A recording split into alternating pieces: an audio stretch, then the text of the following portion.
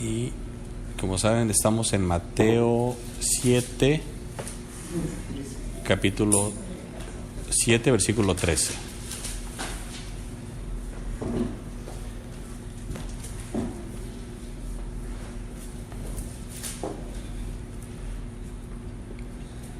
Mateo 7:13, vamos a orar. Señor, gracias por tu palabra y por la oportunidad de estar vivos, porque cada día hay personas que ya no están con nosotros. Gracias por dejarnos aprender algo de ti. Te pido de todo corazón que toques el corazón de cada uno de nosotros. Me permitas a mí explicar, dame entendimiento para poder aportar con tu palabra lo que en ella hay, y que podamos honrarla, Señor. En el nombre de Cristo Jesús. Amén. Este estudio en lo personal a mí me gustó mucho porque es un tema bien padre que tiene una aplicación increíble tanto para una parte para inconversos y otra cosa para creyentes. ¿Se acuerdan? Estamos en el sermón del monte. No nos hemos movido de ahí. Jesucristo ha dado lección tras lección tras lección tras lección, y en esta hace un alto y entonces marca una línea bien interesante. Dice el versículo 13: entrad por la puerta estrecha, porque ancha es la puerta y espacioso el camino que lleva a la perdición. 7:13. Y muchos son los que entran por ella, porque estrecha es la puerta y angosto el camino que lleva a la vida, y pocos son los que la hallan. Miren, uno de los problemas con los que Jesucristo estaba tratando de cuidar a la gente era de los fariseos, ¿se acuerdan? El problema siempre ha sido los fariseos. Y uno de los problemas de los fariseos, ¿cuál era? El que tú pórtate bien y estás cumpliendo la ley. Que a los ojos de los demás esté todo perfecto y no te preocupes por tu corazón. Y entonces en ese tiempo, ¿quién era la puerta? Eran ellos. ¿Tú querías conocer la ley? Tenías que ir con ellos. ¿Tú querías que te interpretaran la ley? Tenías que ir con ellos. Entonces ellos eran la puerta. Por eso nos vamos a dar cuenta al final de Mateo prácticamente el por qué ellos querían matar a Jesucristo. Porque ellos eran la puerta antes, pero era una puerta falsa. Y era la puerta ancha. Lo vamos, como dijo aquí el versículo 14.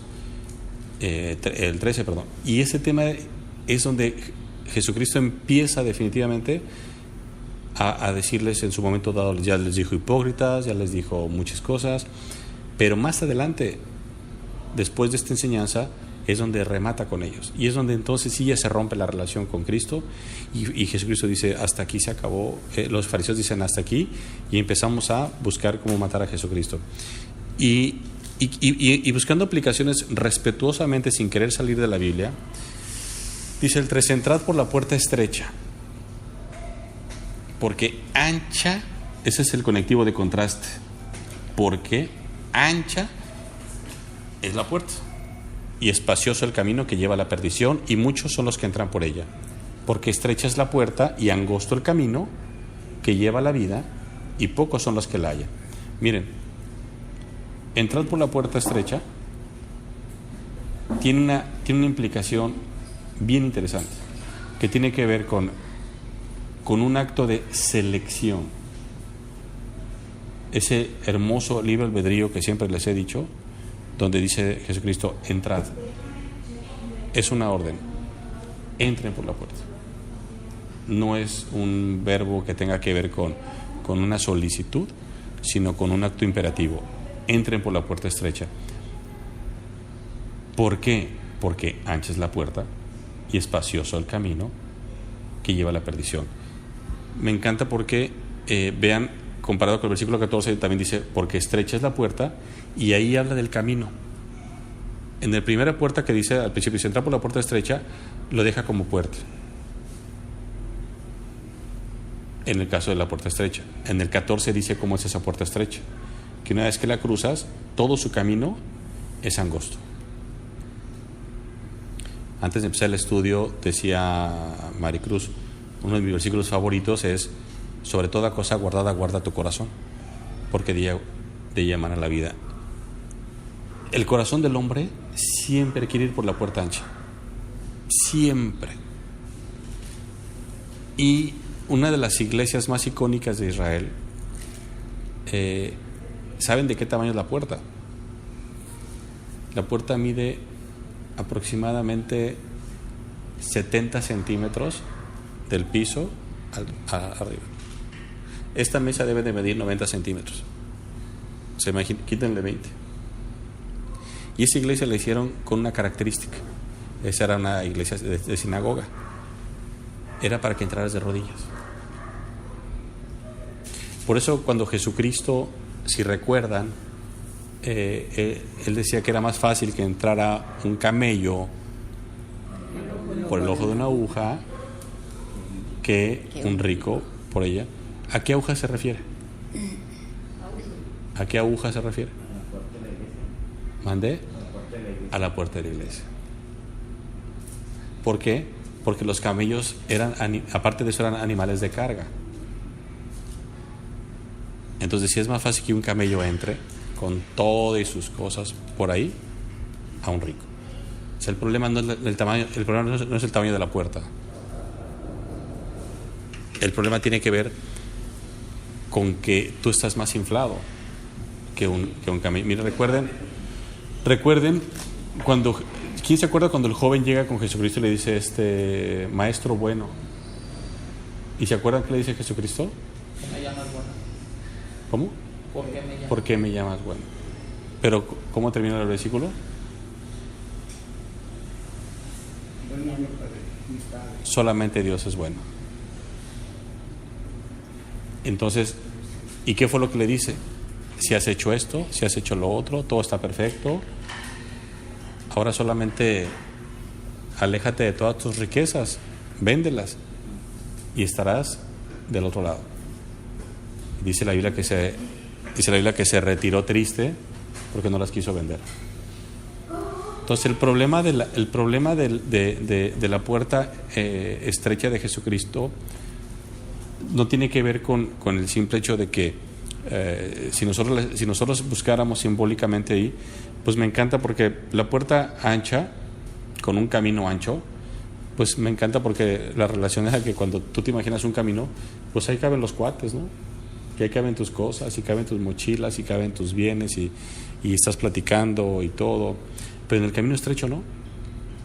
En el camino estrecho va solo. Va solo, sin nada. No sé si es en Bolivia, creo que sí es en Bolivia donde están las carreteras más peligrosas de toda América Latina, que están hechas a través de las montañas, que las iban dinamitando y iban haciendo camino. Y el gran problema era que ese camino ancho no había para dos carros, solamente uno. Entonces tenían que coordinar con un radio para decir, ahí voy. Y ese voy es, aquí te espero hasta que pases. Y ya que pasaba entonces era uno y uno. El problema es que quienes han ido a Tijuana, no sé si conozcan La Rumorosa. Sí, yo la conocí tengo 20 años en la silla de ruedas, la conocí hace 25 años. No, era ir, no eran cadáveres de personas, pero era ver cadáveres de vehículos. O sea, vehículos, acabas de ver uno y seguía otro, de carros que se caían. Y una característica del camino angosto es que es bien interesante, que no es que sea un camino de riesgo, pero ¿saben qué? Eso es lo que Satanás ha hecho pensar al cristiano. Ha hecho pensar que de verdad es un camino que no vale la pena. Porque a veces tienes que estar solo. Porque a veces, hoy por ejemplo, y lo voy a mencionar porque Jenny es una buena hermana, hoy me compartía, me decía, fíjate, aquí está el hermano, el amigo que siempre habla bien mal de nosotros los cristianos, ¿no? Y eso le ha hecho estar sola. O sea, en su trabajo podrá estar con alguien, pero está sola. Porque el amigo solamente trata de ver la forma de molestarla por su fe. ella podría decir, bueno, pues niego mi fe y no pasa nada, ¿y de qué quieres que hablemos, no? Y entonces me pongo a tu nivel y entonces ya somos dos mundanos, ¿no? Y Jenny dice, no, mejor me aferro a mi fe y prefiero estar sola, ¿no? Y ese camino angosto es bien interesante porque lo único que Dios pretende de nosotros es ofrecernos algo, que es lo más valioso. Antes de mencionarlo, vean el versículo 13, dice, ancha es la puerta, espacioso el camino que lleva a algún lado. No hay camino sin fin, no hay camino sin destino.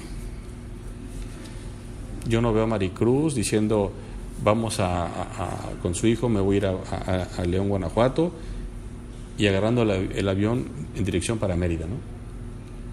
Espérate, si tu destino es León, Guanajuato, ¿no? Entonces, sí, agarras un boleto y te compras para León, Guanajuato. No tienes nada que hacer en Mérida, no tienes que hacer nada en Chiapas, si tu destino es... Bueno, Jesucristo dice, miren, el camino ancho, el camino fácil, el camino sencillo, sí tiene un destino y se llama perdición.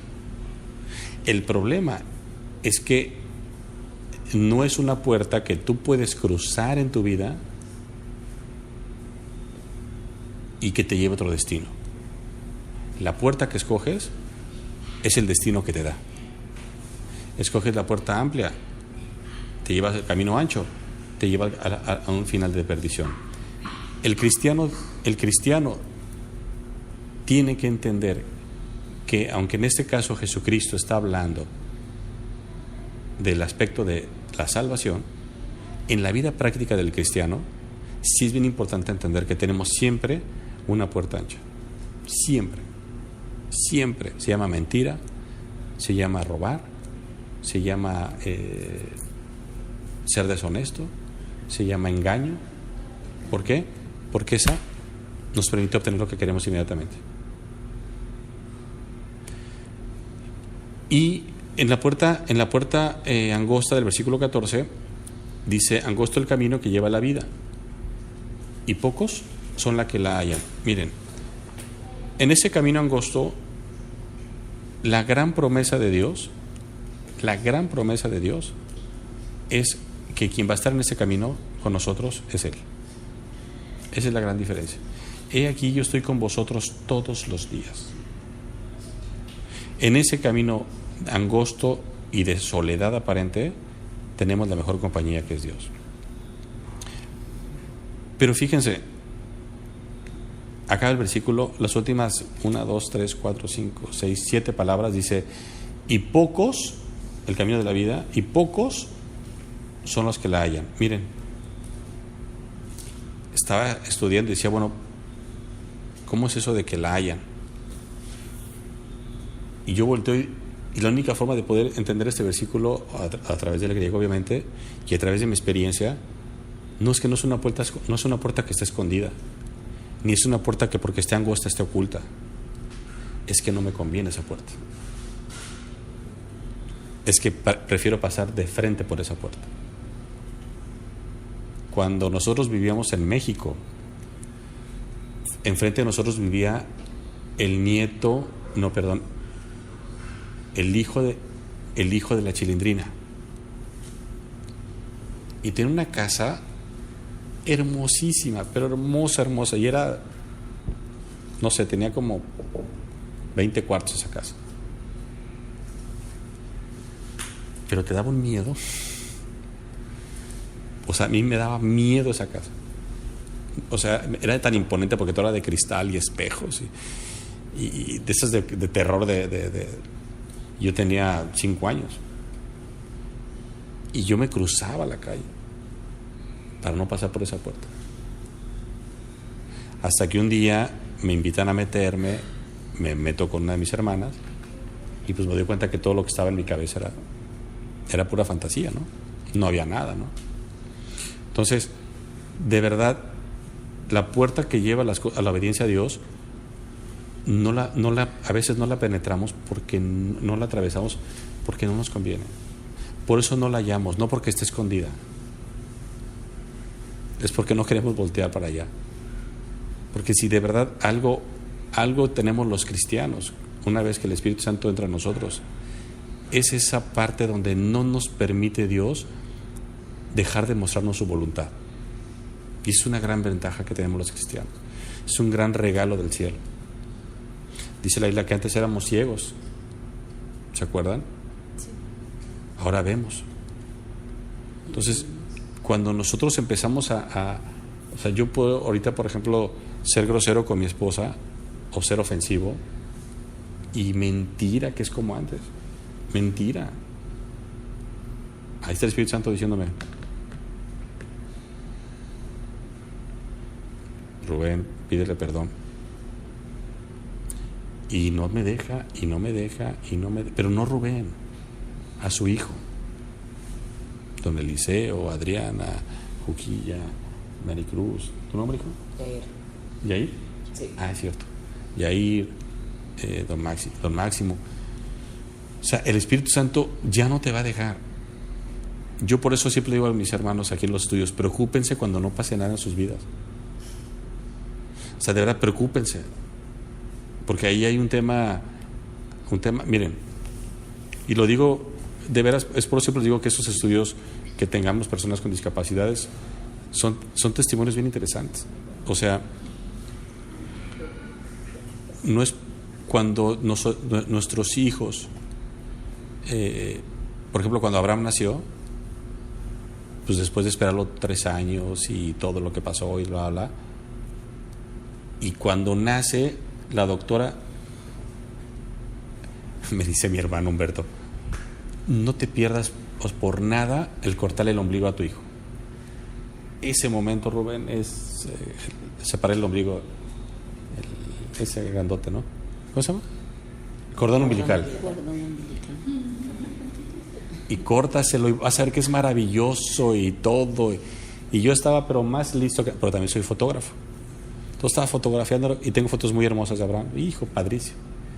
Ya le tomé varias fotos. Ahora sí, doctora, ya se lo había cortado la doctora. Casi le digo, pues péguelo para hacer la finta. No es cierto. Pero lo que voy es esto: el momento más hermoso es cuando lo agarra y dije, ahorita me lo va a dar. Y pues, ¿cuál? Lo metió en una incubadora. Y para mí fue traumático porque, o sea, ¿qué hace mi hijo en la incubadora? O sea, ¿qué hago? Explíqueme, o sea, ¿qué sigue, no? Porque yo conozco niños, bueno, no conozco, he oído de niños que en las incubadoras han quedado ciegos porque les queman Entonces estaba yo, o sea, casi me quedaba ciego yo de ver el foquito, ¿no? Para que Abraham no lo viera, me le quedaba yo viendo. Entonces esa parte es impresionante. Entonces, cuando uno es hijo de Dios, nosotros Dios está igual con nosotros. Y de repente voltea y le hace a Yair, y Yair no se mueve, y dice Dios: a ver, chavito, ¿por qué no se mueve? ¿Por qué no está sintiendo que yo estoy siendo ofendido o que yo le quiero decir algo? Entonces, cuando en nuestra vida de verdad no esté pasando nada, sí hagan un alto y díganle: Señor, o estoy muy bien o no me estoy moviendo. Quienes no vinieron al estudio pasado, que de verdad fue una bendición, detectábamos algo que el mundo ha enseñado, que el mundo dice: no hagas lo que no quieras que te hagan. Y la Biblia dice todo lo contrario.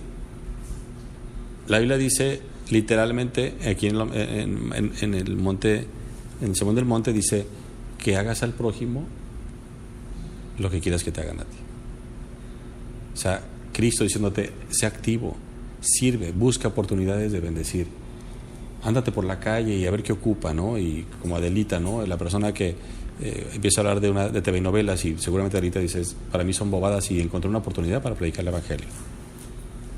Entonces, tenemos que aprender a tener esa sensibilidad de parte de Dios, a estar buscando todo el tiempo los creyentes esa puerta angosta.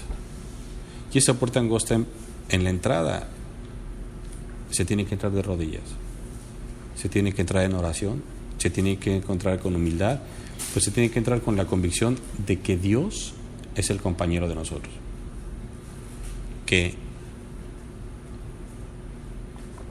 Es un camino angosto, no está diciendo que es un camino peligroso, no que es un camino de riesgo,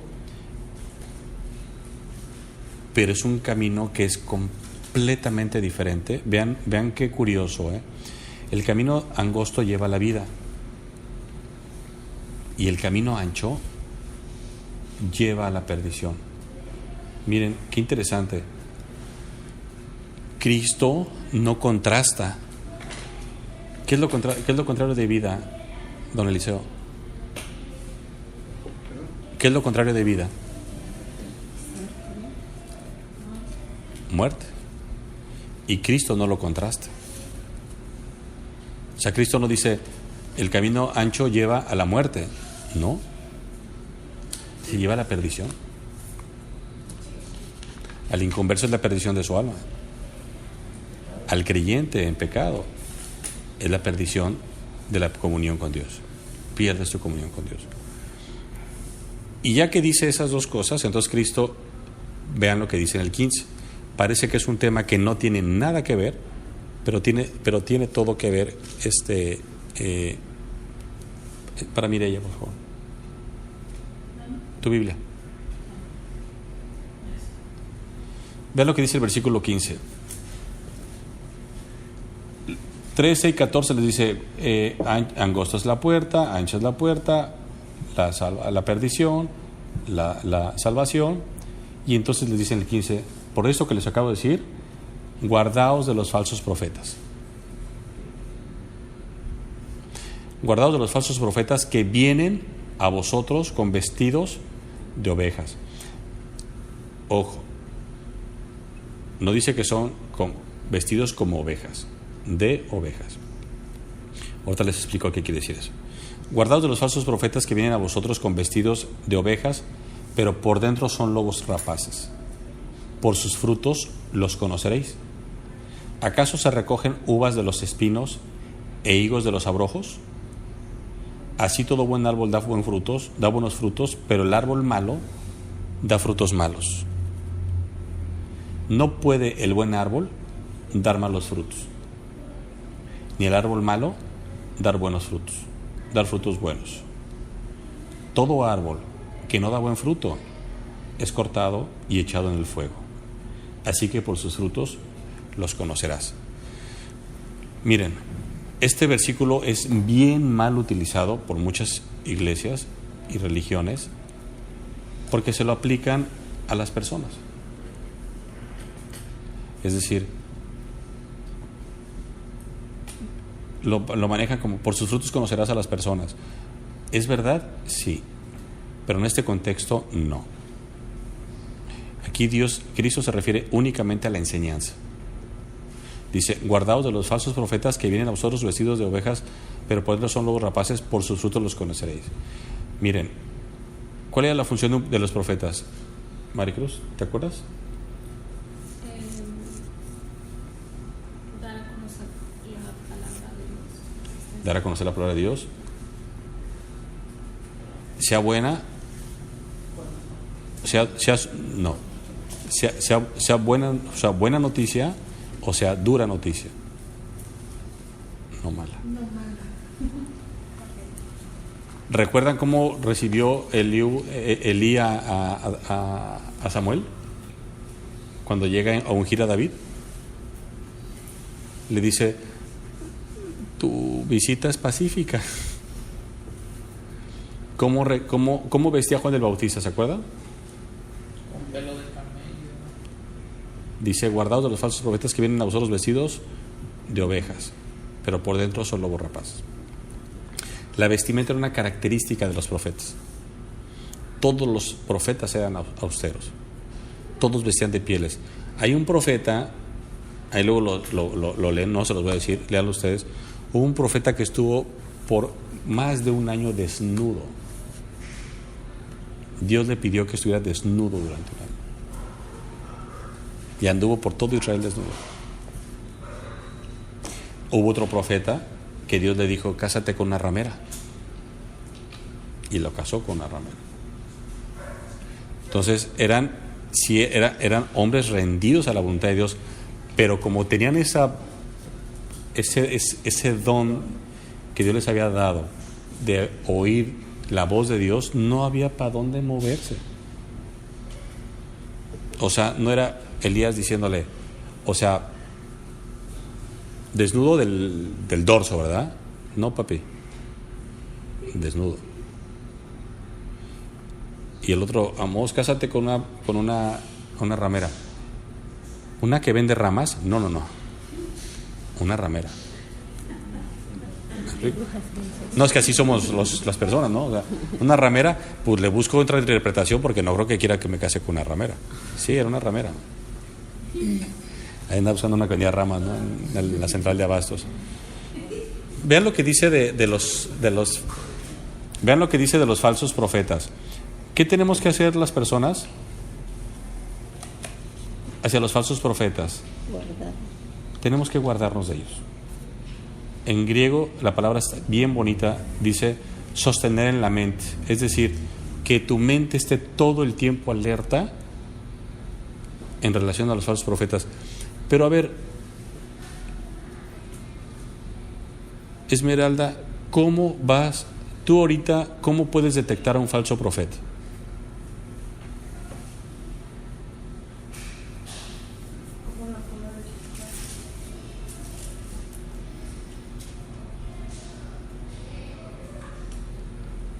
Don Máximo. Ahora está difícil, porque pues antes se detectaba precisamente como acaba de decir por cosas que tenían. Pero hoy en día, pues, ¿cómo a menos por medio de sus palabras? A ver, primero Mireya. Alguien que no cite la verdad de la palabra, sino habla. Ok. Ahorita. ¿Cómo sabría yo si está diciendo? El último profeta fue Juan el Bautista. Fuera de ahí ya no hay. Tavo se fue a la parte ortodoxa y ustedes fueron a la parte práctica. Y esto está padrísimo. De una manera ortodoxa ya no hay profetas. Aunque sí voy a corregir a Tavo. Sí hay profetas, pero son falsos, ¿no? O sea, ya no hay profetas bíblicos. Ya no existen. Tampoco existen apóstoles. Cuando dicen, oye, hay apóstoles, sí, son falsos. Profetas, sí, son falsos. Entonces, punto número 1. Ahora, ¿por qué ya no hay profetas, Tavo? Lo dijiste con mucha seguridad y eso es bueno. Compártenos tu seguridad. A mi mamá me dijo, ¿cuál es tu inspiración? Cuando te pregunten eso, cuando tú preguntes... ¿Por qué ya no hay profetas? Porque, ok, práctico, estamos en otra dispensación. La otra parte sería porque pues, no hay nada registrado Bueno, no, porque en esta dispensación todavía había profetas. en esta. Sí. O sea, ¿por qué no hay profetas? Son doctrinas que hay que compartirles, se las vamos a explicar más adelante. Miren, porque recuerda que a Pablo Juan el Bautista profetizó. O sea, hubo profecía después de Cristo. ¿Por qué ya no hay profetas hoy en día? Simple y sencillamente, porque ellos eran los que decían lo que Dios quería decir. Ya tenemos la Biblia. Lo que Dios quiere que sepamos ya está escrito. Lo que voy a decir, o sea, ya no hay profetas porque la profecía ya se está cumpliendo. No, porque la palabra de Dios ya está escrita. Ya está escrita, ya no hay más profecía. Entonces, ya no hay más. No, es que no solamente decían profecía los profetas. Los profetas tenían, o sea, llegaban a hacer juicio también. Cuando le dice a David, oye David, te metiste con la mujer de este hombre, eso no es profecía. Él llegó con el chicote. Entonces, los profetas no solamente profetizaban. Samuel ungió a David, también fue a ungirlo. O sea, tenían múltiples funciones. Pero hoy en día ya no hay profetas porque ya no se necesitan, porque ya está la Biblia completa. Ya no hay nada que agregar. ¿Cómo detectamos un falso profeta? Perdón, pero ustedes no lo van a detectar si no leen la Biblia. ¿Quieren que no los engañen? Lean la Biblia.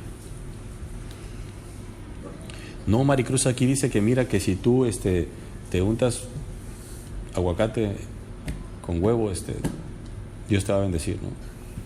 Y tu trabajo te va a ir bien. ¿Y dónde está eso en la Biblia, no? O tú, Mireya, que no, tú no, Mireya, tú no creo que... No es cierto. O sea, no, es que tú eres una mujer santa, por eso no te puedo dar como ejemplo, tengo que usar otro ejemplo. Para estar ahí al lado de la chaya. Entonces, esta parte es bien interesante. Yo se los dije una vez que fue bien bonito. Y esta parte sí debemos de... Hijo, ponte bien, estamos estudiando la palabra de Dios. Esta parte es bien interesante. Cuando nosotros estudiamos las sectas en el instituto, yo pensé que íbamos a aprender mucha historia de sectas. Y fue todo lo contrario. El maestro nos dijo, no, les voy a enseñar mucha Biblia, que fue cuando aprendimos más versículos, les voy a enseñar mucha Biblia y van a leer mucha Biblia para que cuando se les detecte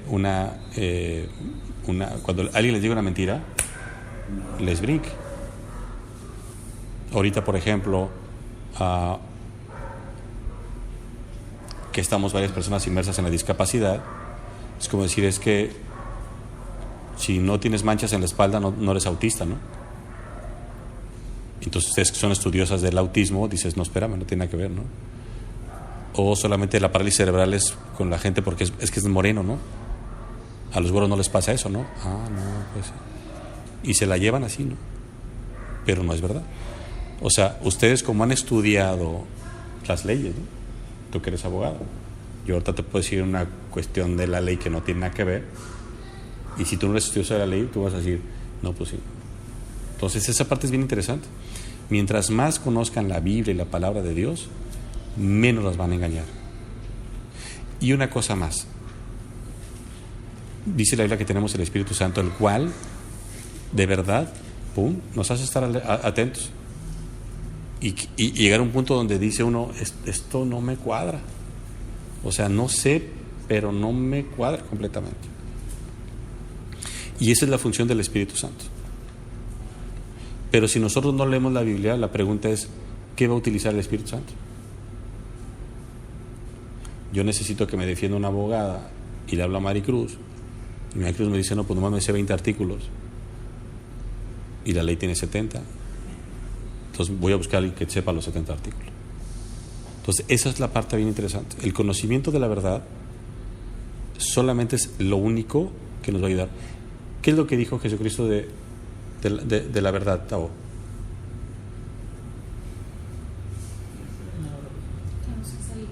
Que nos hará libres. Conoceréis la verdad y la verdad los hará libres. ¿Y de qué nos va a hacer libres? De la mentira, del engaño, del abuso. ¿Y por qué me refiero del abuso? Porque hay pastores abusivos. Hay pastores que, a ver tu ofrenda, a ver tu diezmo, y tienes que darme eso. O sea, la verdad solamente tiene una función: hacernos libres. Y cuando esa verdad nos lleva a Cristo como Salvador, nos hace libres del pecado. Entonces, de verdad, nosotros jamás vamos a entender lo que es un falso profeta. Miren, es práctico. Hoy en día las iglesias se están dividiendo por una sola razón. Y lo digo con vergüenza: por el pecado. No porque alguien se levante y descubra la verdad. No porque alguien se levante y diga, no, pastor, eso que usted está diciendo está mal. Eso no está en la Biblia. Se está dividiendo por el pecado. Y eso es terrible. Eso es terrible. Que nadie se levante y diga, miren, práctico. Hay un tipo que se llama Cash Luna, que es la cosa más vergonzosa que he visto en mi vida. Vean la lógica, Predica y dice, ¿eres hijo de Dios? Sí. ¿Eres hija de Dios? ¿Eres hija de Dios? Entonces, que me dio tanto coraje, déjame acomodar mi cabeza. No, corrijo. Decía, ¿Quién es Dios para usted, don Eliseo? Es su padre. Es tu padre. Es tu padre. Es tu padre. ¿Y quién es tu padre? Jehová. Ok. O sea, vean cómo lo fue abordando, ¿eh? ¿Quién es Jehová? Tu padre. Entonces, ¿tú quién eres? Su hijo. No. Eres Jehová Junior. Sí. Sí. O sea, eres un junior. O sea, mi hijo es mi junior. Entonces, ¿qué eres? Jehová Junior. ¿Okay? Entonces, ¿qué somos? Dioses. Pum. Y la gente fascinada. Entraron como mortales y salieron siendo dioses. ¿Y cuál es la lógica de él? Si somos hijos de Dios, entonces somos dioses. Esa es su lógica. Yo me quedé pensando y dije, bueno, ok.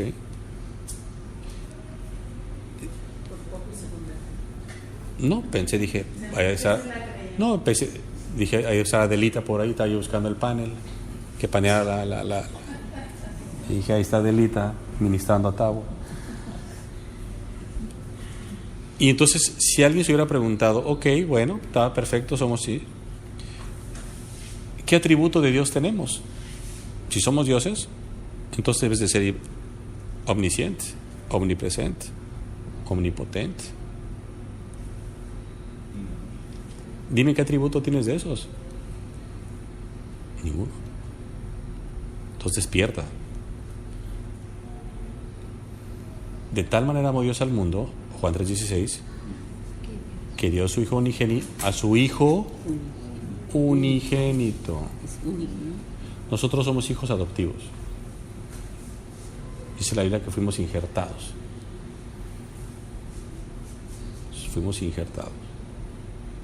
Somos hijos, sí somos hijos, pero no tenemos la esencia de Dios, tenemos la imagen de Dios. Somos imagen y semejanza, más no esencia. Y Cristo es la esencia del Padre. Entonces, tenemos que tener mucho cuidado de cómo pareciera. Miren, ahorita vamos a uno que se fue Mireya, ahorita que regrese. No, estamos en un ejercicio para que vean cómo son las herejías. Y busquen rápido Santiago 1 y 2, no le digan, Santiago 1, versículo 2 y 3. Los que están oyendo cuando oigan el audio es porque Mireya se aprendió un versículo de memoria, pero todo chueco. Entonces, me lo está diciendo de memoria y mi intención era compartirle la importancia de no quitar ni una letra. Íbamos a empezar a hablar de ti, pero qué bueno que hablamos. Cuando oigas el audio sabrás todo lo que dijimos de ti. Siéntate, Mireya. Ahora sí. Santiago. Sin abrir tu Biblia, Mireya. Sí, pero, o sea, no le muevas a donde. Vamos a leer Santiago 1, tú no. Santiago 1 y 2. Y no lo vas a decir de memoria, mire. Sin prisa. Santiago 1, 2 y 3. Pero escuchen, vamos a ver la importancia de no cambiar. Vas a tener que esforzarte muchísimo. La importancia de no cambiar ni una letra, ni una palabra. Y vamos a ver qué implica un pequeño desliz que puede tener, no Mireya, sino quien sea. Lo digo, quiero que seas tú porque me lo dijiste al alto de memoria y hicimos un ejercicio tuyo. ¿Listo?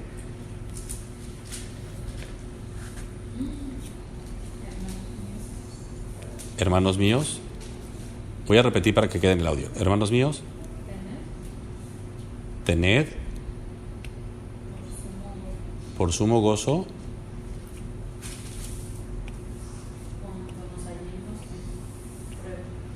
ok, aquí ya le quitó diversas pruebas, entonces ya se convirtió en prueba.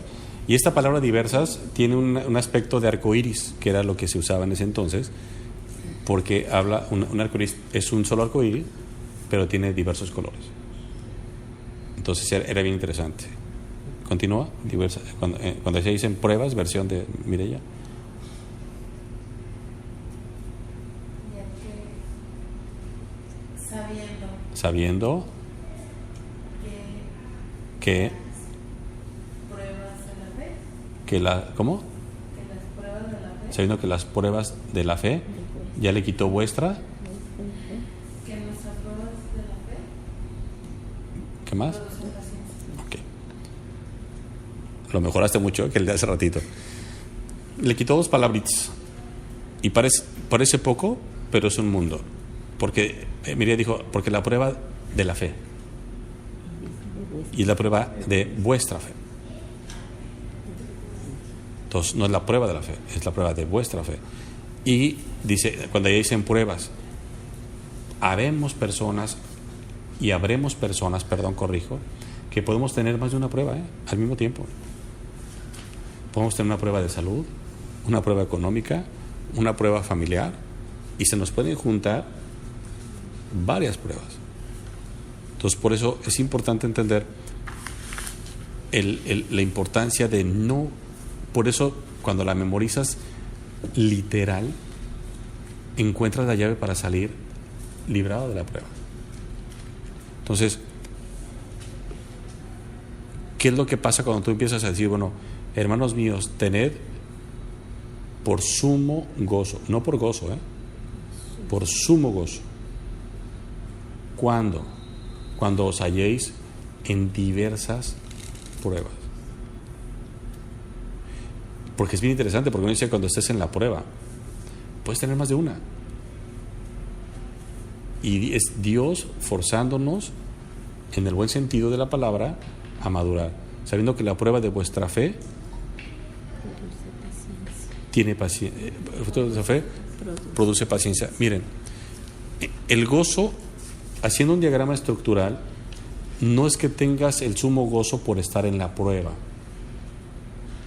La estructura gramatical, porque ya le hizo un servidor, tiene que ver en la paciencia que va a producir al final. Es decir, que en el tiempo de la prueba estés con gozo, sabiendo que de ella vas a salir librado, y con paciencia. Que la prueba de vuestra fe produce paciencia. Y créanme, quienes hemos llegado a los 50 años, nos damos cuenta de la importancia de la paciencia. Y la paciencia es una, de verdad, la paciencia en las manos de Dios es una maravilla. Porque si algo tiene el hombre en tiempos de prueba, es impaciencia. Es ¿hasta cuándo va a salir? ¿Hasta cuándo? Ya vino esta y ahora sigue la otra, y hay gente que dice, ya no veo lo duro sino lo tupido, o al perro más flaco se le van las pulgas, o lloviendo sobre lo tupido. O sea, pura Biblia, como pueden ver aquí, ¿no? En este grupo, pura Biblia en esta. Entonces, nosotros tenemos que cuidarnos de eso, en el sentido de lo que son los falsos profetas. Que el falso profeta, ¿qué es lo que te dice hoy en día en contraste con ese versículo? Tú tienes derecho a ser rico, no tienes por qué ser pobre, no tienes por qué sufrir, tu famoso pare de sufrir que sacan en la televisión. Tú tienes que estar bien, ¿me explico? Y dice Dios todo lo contrario en su palabra. La prueba de la paciencia, estás probado, la prueba de tu fe. Entonces, es bien importante entender que los falsos profetas tienen esa característica. Te van a enseñar cosas contrarias a la Biblia. Y 2, te van a decir cosas que te van a prometer algo que Dios no te ha prometido. Yo le acabo de decir hace poco a las personas, es bien triste que la gente no se da cuenta que otra te ofrecen salud, prosperidad, bienestar, dinero. Es lo mismo que te ofrece el diablo hoy en día, y te lo ha ofrecido siempre. ¿Quieres dinero? Adórame. ¿No quieres tener problemas? Yo te libro de ellos. O sea, es tremendo que hoy el otro evangelio que están predicando Es un evangelio que no emana de la vida, no emana de la Biblia. Entonces ahora entendemos que las pruebas y que todo lo que la Biblia enseña tiene un propósito. Por eso dice Cristo, guardaos, tengan su mente alerta, guardaos de los falsos profetas. Por eso, si te das cuenta, Tavo, qué bueno que aquí mismo Cristo nos dice guardaos de los falsos profetas. O sea, Cristo no negaba que había profetas en ese entonces.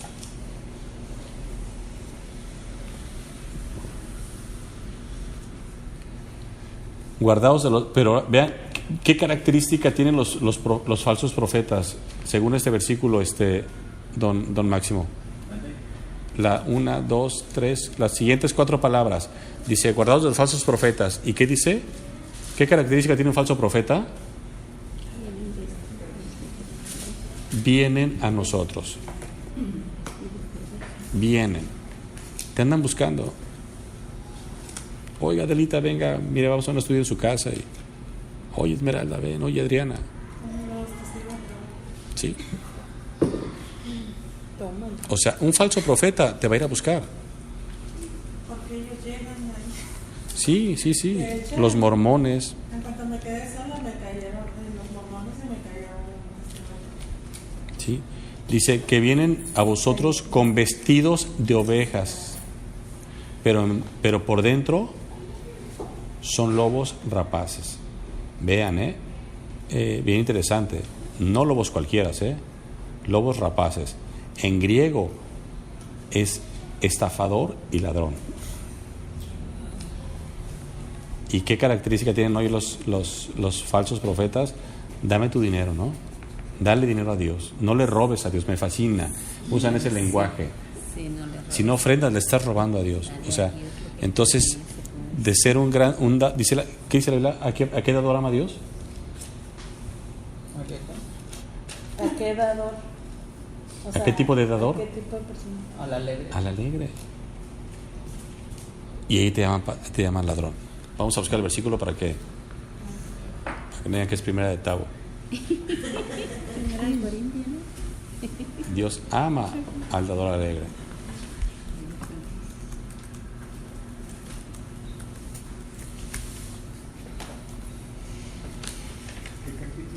Es 2 Corintios 9:7.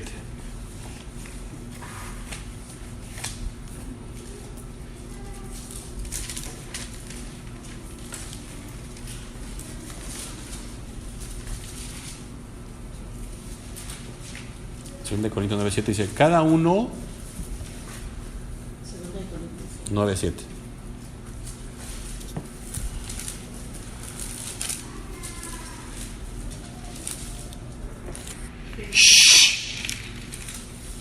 Cada uno dé como propuso en su corazón. 2 Corintios 9:7. Cada uno dé como el pastor le dice que dé. No. No. Cada uno de vosotros, cada uno dé como propuso en su corazón. Y pone 2 puntos que son muy importantes, esos 2 puntos. Es decir, 1, 2, 3 características. Propone en tu corazón, no con tristeza, no por necesidad,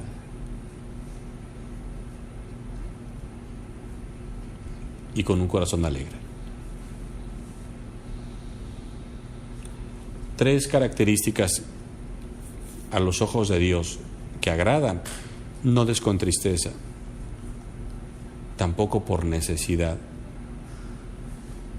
porque Dios ama al dador alegre. ¿Cómo será eso de no con tristeza? Y la más dura, ¿cómo será esa de no ni por necesidad? ¿Qué parece esa? No sé. Por necesidad. Necesidad de que te regresen. Claro, por necesidad. Te doy por atender. Te doy te doy Cambio. para que me des. Y triste. Y entonces agarramos a Dios me como... causa tristeza tener dinero. ¿no? Y agarramos a Dios como cundina, ¿no?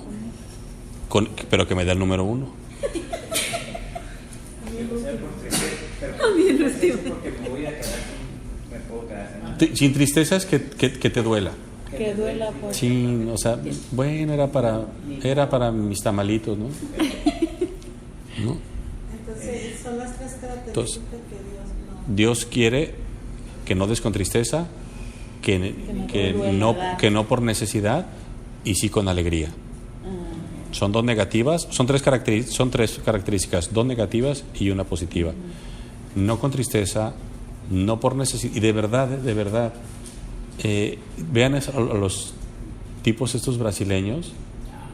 No, yo antes vendía dulces de a poquito. Ahora tengo una fábrica, ¿no? ¿No viste la nueva?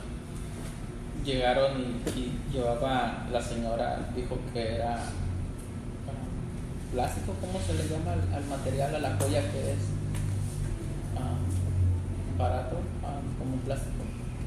Y entonces, bueno, llevaba unos aretes así, y entonces empezó a orar el pastor, y entonces las señoras empezaron a gritar, de que empezaran a sentir algo y sus orejas pesaban, y entonces tenían diamantes, sus aretes, sus anillos. Es que triste. Se había convertido toda la... No, y a lo mejor sí se convirtió. Claro. ¿Qué hicieron los hechiceros del faraón cuando fue Moisés y aventaron la vara de... Pero eso no es de Dios. No, no. O sea, lo hicieron, pero no es de Dios. Claro. ¿Y por qué? Porque entonces sí te creo. Porque entonces mi Dios es bueno y me quiere con dinero, ¿no? Entonces resulta que lo que yo pido tiene una característica. De hecho lo vamos a ver ahorita y al final para no movernos mucho de aquí. Entonces es importante, cuando se da, no se puede dar con tristeza. Con tristeza. Con tristeza. Con necesidad. Y en abundancia, ¿no? Porque Dios ama al dador alegre.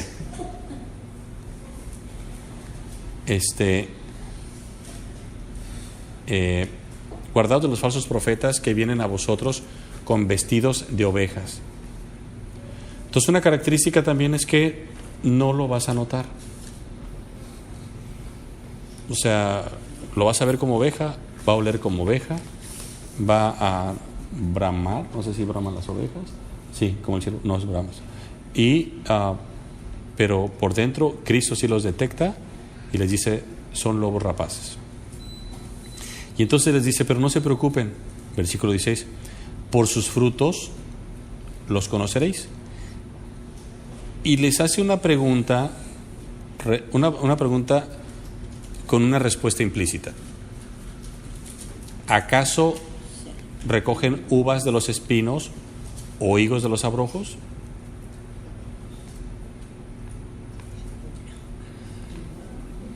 Así todo buen árbol da buenos frutos, pero el árbol malo da frutos malos.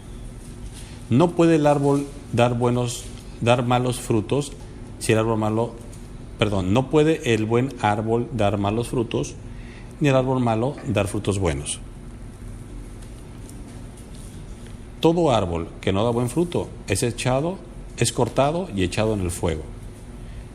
Así que por sus frutos los conoceréis. Miren, un árbol, cuando este árbol ya está podrido, no va a dar buen fruto. Les doy un ejemplo. ¿Qué pasaría si un árbol está plantado y se está absorbiendo su raíz, agua y humedad de las aguas negras? Pues nadie se lo va a comer. Su fruto va a ser malo que si la agarra de un río o que si es un agua limpia. Entonces un árbol, ese árbol que está en las aguas negras jamás va a dar un buen fruto. Pero ¿por qué no va a dar un buen fruto? Porque desde raíz está el problema. El problema no es el fruto, el problema es la raíz. El problema es la raíz. Y entonces Jesucristo voltea y dice, miren, ustedes tienen que tener la capacidad de ver los frutos. ¿Dónde están los frutos de una persona que nosotros tenemos que cuidarnos? Bueno, Cristo les decía siempre a estos amigos: hipócritas, sepulcros blanqueados.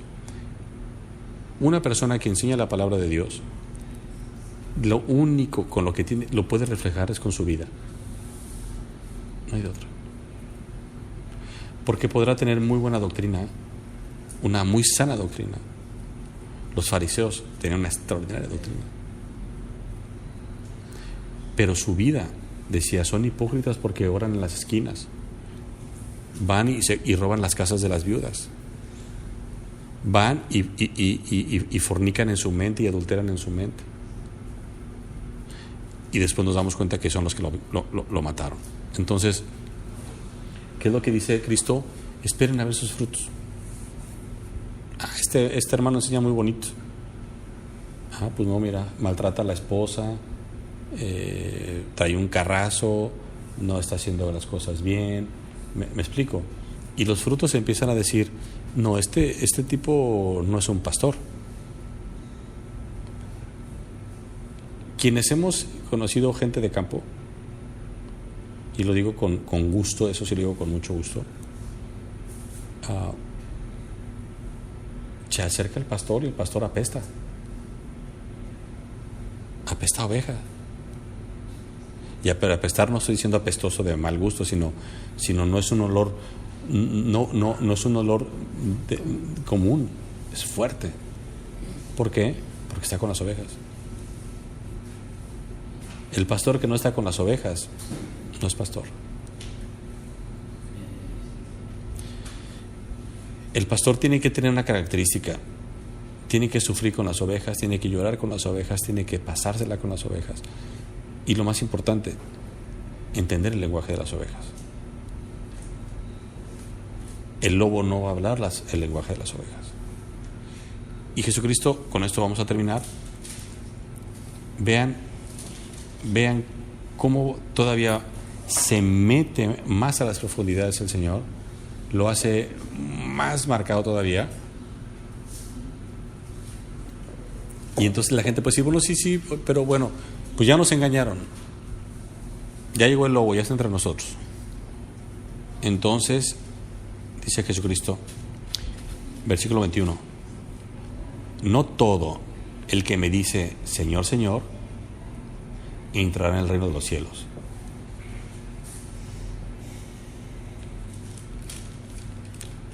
No hay margen para dónde moverse.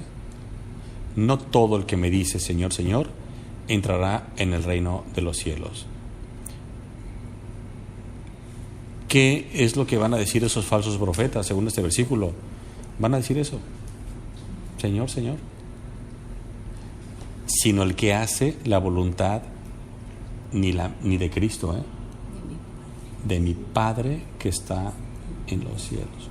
Por eso les digo, tenemos que observar la conducta de quien nos enseña la palabra de Dios. Otra característica de los falsos profetas, falsos maestros, versículo 22, muchos me dirán en aquel día, Señor, Señor, ¿no profetizamos? Cristo está hablando de los falsos profetas. ¿Y qué hace un profeta? Profetiza. Y le dice, ¿no profetizamos en tu nombre? Y en tu nombre echamos fuera demonios, y en tu nombre hicimos muchos milagros, y entonces les declararé, nunca os conocí, apartaos de mí, hacedores de maldad. Y antier vimos que Jesucristo dice, haz lo que quieras que te haga. Entonces, pero vean tres cosas interesantes.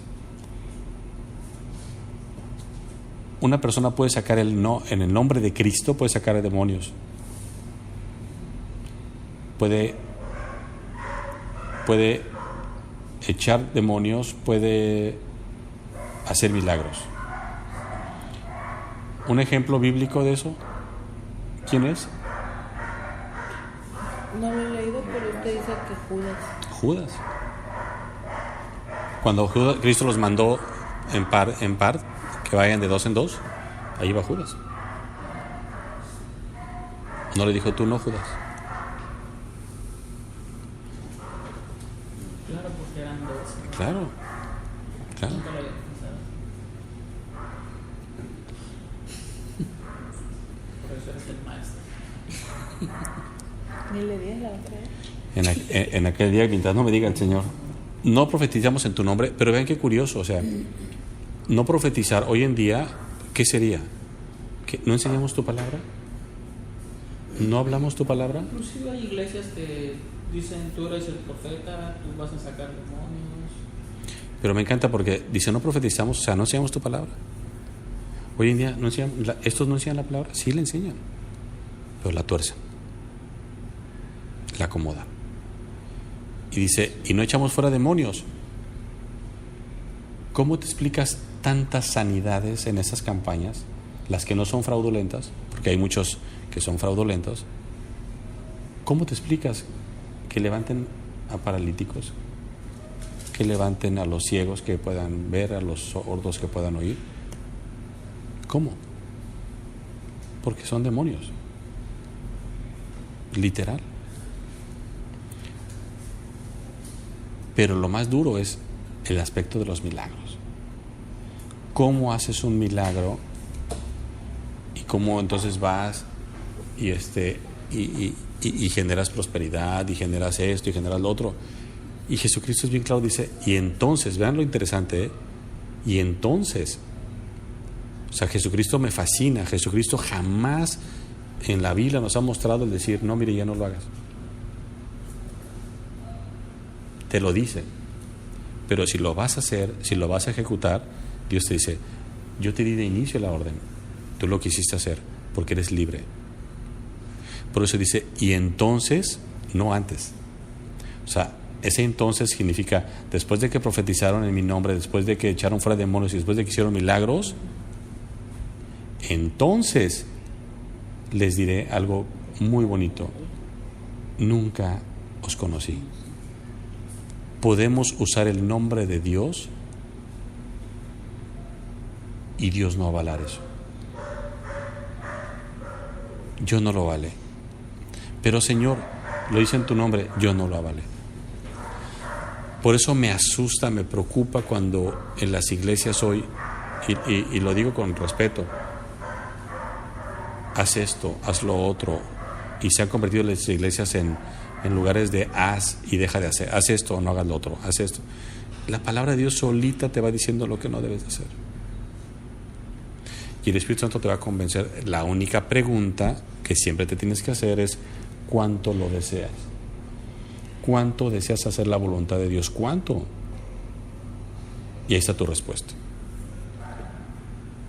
Si quieres aprender mucho de la Biblia, no ocupas ni al Espíritu Santo.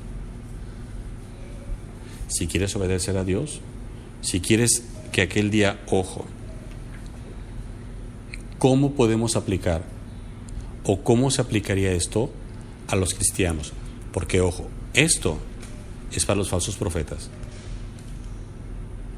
Nosotros los que somos salvos, Cristo no nos va a decir nunca los conocí, porque dice el que viene hacia mí no lo echo fuera. Pero ¿cómo lo podríamos aplicar los cristianos a nuestra vida? ¿Qué parte de la Biblia nos habla un poquito de esto? Lo hemos visto 2 o 3 veces. ¿De qué?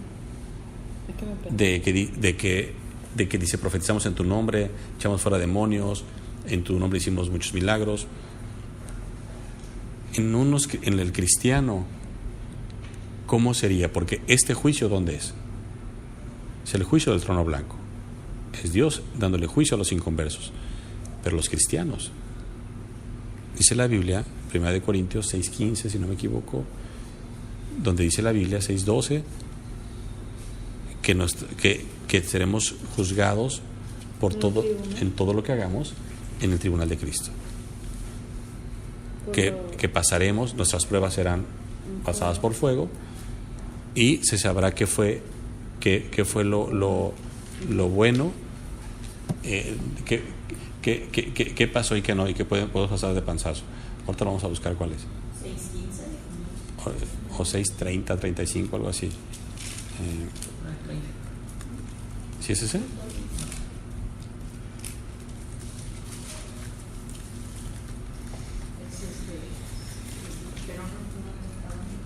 Segunda de Corintios 5:10.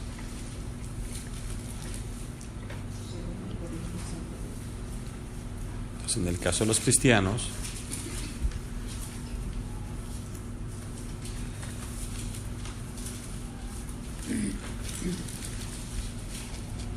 dice 5:10, porque es necesario que todos nosotros, los cristianos, segunda de Corintios 5:10, segunda de Corintios 5:10,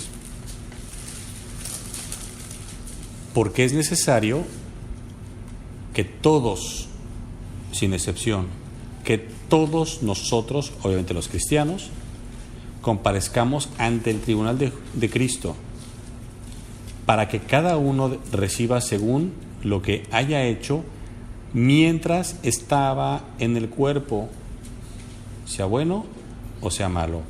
No significa de que sea una buena obra o una mala obra, sino de que si es útil o es inútil. Eso es lo que quiere decir. ¿Para la gloria de Dios o para nosotros? Y que si fue para, y en lo bueno es obviamente que fue hecho para la gloria de Dios.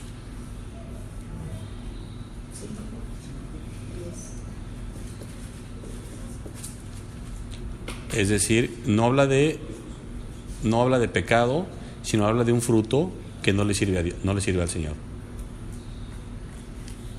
Es decir, Cristo ve esa obra y dice, no es útil, es de mala calidad. ¿Por qué? Porque fue para tu gloria.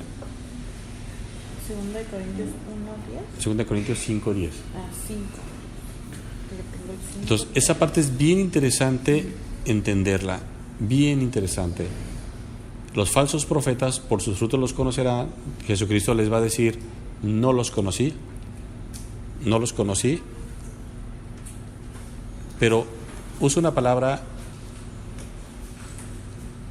fea, Cristo, en el versículo 23. Corrijo, no fea, dura. Versículo 23 de Mateo. Apartaos de mí.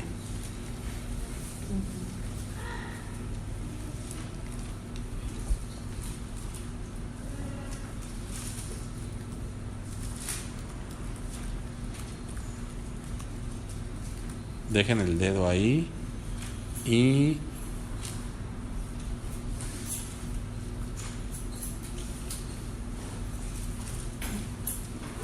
dice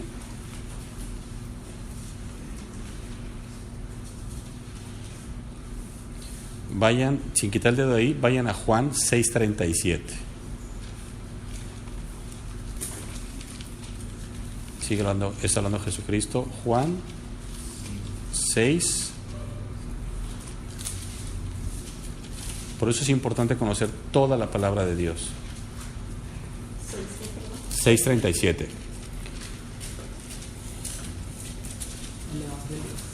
Es el Evangelio de Juan 6:37. Mientras ustedes buscan, voy a volver a leer el versículo. Y entonces les declararé, o sea, es una declaración.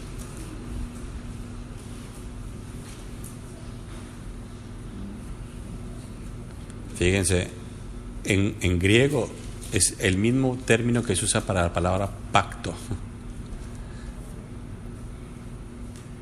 Y los pactos de Dios no se rompen. ¿Qué palabra? Declararé. Declarar. Entonces ese día en mi pacto, es un pacto. Les diré, nunca os conocí. Apartaos de mí, hacedores de maldad. Apartaos de mí. Y vean lo que dice Juan 6:37.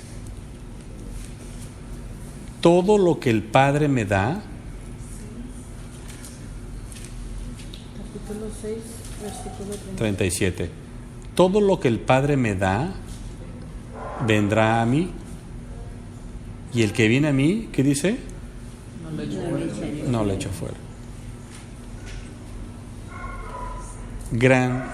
Gran diferencia de respuesta hacia los hijos de Dios y hacia los que no son hijos de Dios. Entonces, un cristiano jamás será echado fuera. Jamás. Aquel que no es hijo de Dios será echado fuera. Vamos a quedarnos con eso. Pero vamos a seguir un poquito leyéndolo. ¿Ya se fueron de Juan? ¿Siguen ahí?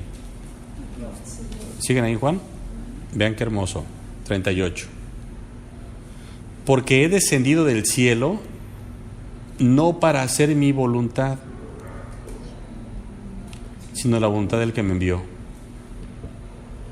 Y esta es la voluntad del Padre, el que me envió, que todo lo que me diere, ¿qué dice? No pierda yo nada, sino que lo resucite en el día postrero. Y esta, versículo 40, es la voluntad del que me ha enviado, que todo aquel que ve al Hijo y cree en Él, tenga vida eterna, y yo le resucitaré en el día postrero. Oremos. Señor, gracias por tu hermosa palabra, dura, pero dura para los que no quieren obedecerte, suave para quienes te amamos. Qué hermoso es tenerte de nuestro lado, porque tú nos has salvado, porque el Padre nos puso en tu mano, y eso jamás podremos entenderlo y agradecerlo, porque siempre estaremos en deuda contigo.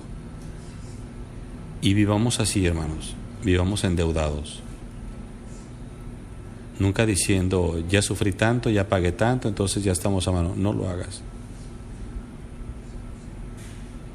Ahora que somos salvos, vivimos confiados en que tú nos llevarás al cielo, porque tu palabra dice que tu Hijo Jesucristo nos va a resucitar. Lo creemos y esperamos ese momento. Oramos en su nombre. Amén.